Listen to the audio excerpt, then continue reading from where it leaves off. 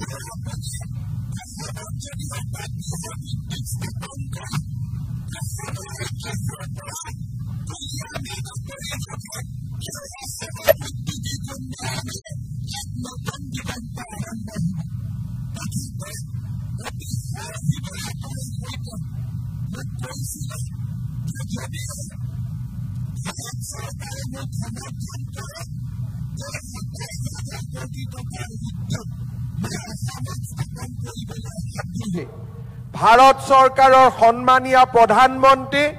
নৰেন্দ্ৰ মোদী ডাঙৰীয়া বিত্তমন্ত্ৰী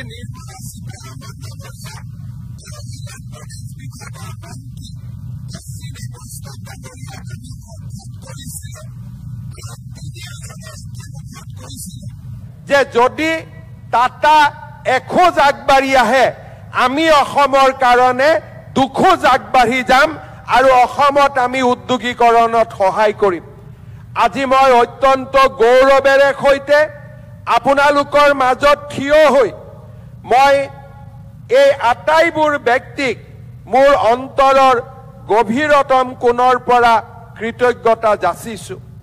২৭,০০০ কোটি টকাৰ উদ্যোগ ২৭,০০০ আমাৰ ইয়াতে বিনিয়োগ কিন্তু মই বিশ্বাস কৰোঁ টাটা সেমিকন্ডাক্টৰৰ আমি যদি এটা সফল ইতিহাস ৰচনা কৰিব পাৰোঁ অসমৰ ভাগ্যৰ পৰিৱৰ্তন হ'ব অসম দেশৰ ভিতৰতে এখন উদ্যোগিক প্ৰধান ৰাজ্য হিচাপে পৰিগণিত হ'ব নিবনুৱাৰ কৰ্মসংস্থাপন ৰাজ্যৰ চৰকাৰে নিজৰ কৰ্মক্ষেত্ৰত নিয়োগ কৰি সমাধান কৰিব নোৱাৰে 12 লাখ নিবনুৱাই যেতিয়া তৃতীয় শ্ৰেণীৰ চৰকাৰী চাকৰিৰ কাৰণে পৰীক্ষা দিব ওলাই আহে তেতিয়া আমি অনুভৱ কৰিব পাৰোঁ যে অসমত উদ্যোগীকৰণৰ কিমান প্ৰয়োজনীয়তা আছে মই আজি আশা কৰোঁ যে আমি ফিউচাৰ ইণ্ডাষ্ট্ৰিজৰ যি এক নতুন ৰূপৰেখা অসমত স্থাপন কৰিবলৈ আগবাঢ়িছোঁ ই অসমৰ ইতিহাসৰ এক নতুন মাইলৰ খুঁটা হৈ ৰৈ যাব টাটা সেমিকন্ডাক্টৰৰ যেতিয়া আৰম্ভণি হৈছিলে তেতিয়া বহুতে প্ৰশ্ন কৰিছিলে যে এই সেমিকন্ডাক্টৰ ইণ্ডাষ্ট্ৰিত থলুৱা যুৱক যুৱতীয়ে কাম কৰিব পাৰিবনে নাই কাৰণ এনেকুৱা ধৰণৰ ইণ্ডাষ্ট্ৰিৰ লগত অসমৰ পৰিচয় নাই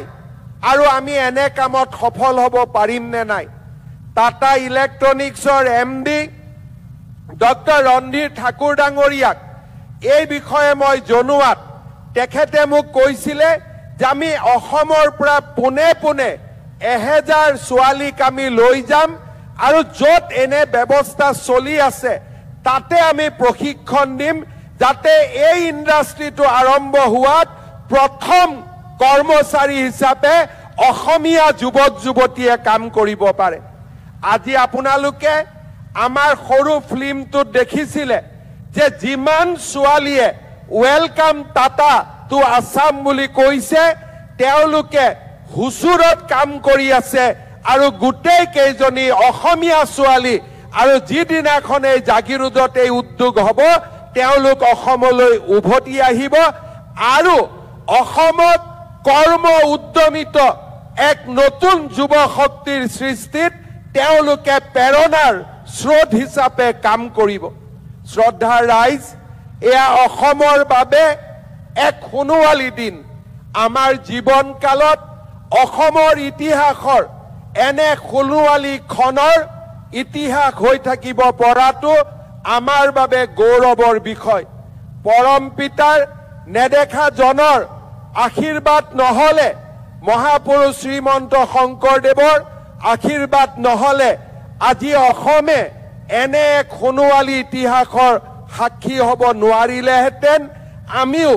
এনে এক সোণোৱালী ইতিহাসৰ সাক্ষী হ'ব নোৱাৰিলোহেঁতেন মই পুনৰবাৰ নেদেখা জনক কৃতজ্ঞতা জনাইছোঁ যে অসমৰ মুখ্যমন্ত্ৰী হিচাপে এনে সোণোৱালী দিনৰ সাক্ষী হৈ থকাৰ অপাৰ সুযোগ মোক প্ৰদান কৰাৰ বাবে শ্ৰদ্ধাৰ ৰাইজ এই মাটিত যেতিয়া হিন্দুস্তান পেপাৰ কৰ্পোৰেশ্যনৰ মিল বন্ধ হৈ গৈছিলে জাগিৰোডৰ লগতে সমগ্ৰ অসমবাসীৰ মাজত এক শোকৰ ছাৰ সৃষ্টি হৈছিল মোৰ ৰাজনৈতিক জীৱনৰ এই দীৰ্ঘ কালত মই এটাই শিকিছোঁ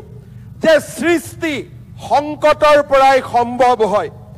যেতিয়া মানুহৰ জীৱনত আটাইতকৈ দুখৰ দিনে দেখা দিয়ে সেই দুখৰ মাজতেই সুখৰ আৰম্ভণি হয় মানুহৰ জীৱনত যেতিয়া মানুহে আটাইতকৈ প্ৰতিকূলতা দেখা পায়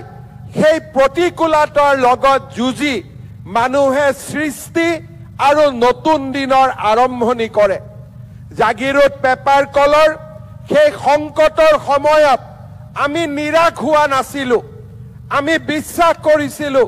যে ইয়াৰ মাজৰ পৰাই আমি সৃষ্টিৰ নতুন অংকুৰণ কৰিম আজি মই জাগিৰোডবাসী ৰাইজক ধন্যবাদ আৰু কৃতজ্ঞতা জনাইছোঁ সেই সময়ত আপোনালোকে অসীম ধৈৰ্যৰে সৈতে আমাৰ চৰকাৰখনৰ ওপৰত আস্থা ৰাখিছিলে কোনো ধৰণৰ আন্দোলন নকৰাকৈ আমাৰ ওপৰত আপোনালোকে আস্থা আৰু বিশ্বাস ৰাখিছিল আজি জাগিৰোডবাসী ৰাইজৰ চৰণ কমলত এই টাটা সেমিকন্ডাক্টৰ ইণ্ডাষ্ট্ৰীৰ শুভাৰম্ভণি কৰিবলৈ পাই মই গৌৰৱ অনুভৱ কৰিছো আৰু জাগিৰোডবাসী ৰাইজক মই আকৌ এবাৰ ধন্যবাদ আৰু অভিনন্দন জনাইছো। মন্ত্ৰী পীযুষ হাজৰিকা ডাঙৰীয়াৰ নিৰবিচ্ছিন্ন কৰ্ম সংস্কৃতিৰ প্ৰতি দায়বদ্ধতাৰ বাবে তেখেতক মই ধন্যবাদ জনাইছো। অসম চৰকাৰৰ উদ্যোগ বিভাগৰ মন্ত্ৰী বিমল বৰা ডাঙৰীয়া, মুখ্য সচিব ৰবি কোটা ডাঙৰীয়াৰ অক্লান্ত প্ৰচেষ্টাৰ বাবেও আজিৰ দিনটোত তেখেতসকলক মই ধন্যবাদ জনাইছো। অসমৰ সুসন্তান ৰঞ্জিত বৰঠাকুৰ ডাঙৰীয়াই এই প্ৰকল্পটোৰ ৰূপায়ণত অসম চৰকাৰক প্ৰথমৰ পৰাই যি সহায় আৰু সহযোগিতা আগবঢ়ালে তাৰ বাবেও মই তেখেতক কৃতজ্ঞতা জনাইছো। I want to conclude with one word. I want to assure on behalf of people of Assam to Sri Chandrasekharan ji that he will not get any trouble, any kind of difficulties in setting up of this industry. Entire people of Assam with us to support you in this endeavor. People of Assam always remain grateful for whatever Tata groups have done so far for us. But this is a unique opportunity. This is a unique gift. And I know for very sure that it would not have been possible without the kind of leadership and compassion of Sri N. Chandrasekharan ji. I want to thank on behalf of people of Assam once again. At this moment, I want to recollect the blessings of Sri Ratan Tata. When we went to Mumbai to seek his blessings, he told me that I am so delighted and happy that Tata Group has chosen Assam for setting up of this unique enterprise. Shraddha Rais, eta kothare moi khamoroni marim. Tata Groupor সমগ্ৰ দেশতে এক বিশাল সাম্ৰাজ্য আছে। দেশৰ বাহিৰতো লণ্ডনত টাটা কোম্পানীয়ে motor গাড়ী নিৰ্মাণ কৰে। যোৱাকালি মই ঝাৰখণ্ডত আছিলো, জামশেদপুৰত টাটাৰ যি নগৰ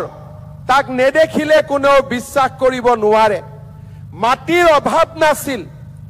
অকল তাতেই মই দেখি আহিছিলো ৭,০০০ হেক্টৰ মাটি